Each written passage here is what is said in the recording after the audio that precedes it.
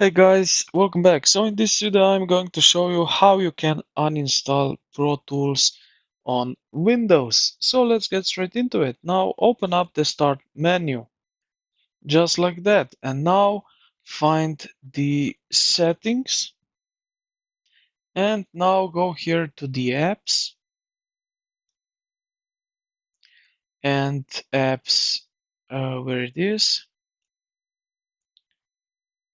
Installed apps, the first one, like so. And here in the search bar, you can type in Pro Tools, like that. And you can click here on the Avid Pro Tools. On the right side, you will see these three dots, modify or uninstall. And if you want to uninstall, you have here the opportunity to do that.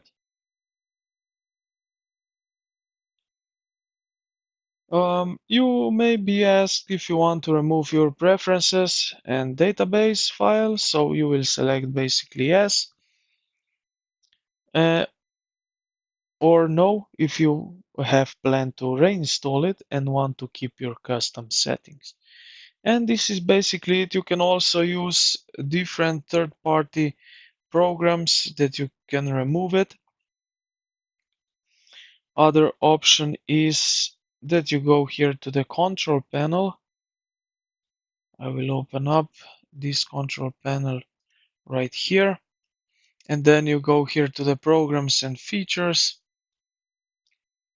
and find it right here, Avid Pro Tools.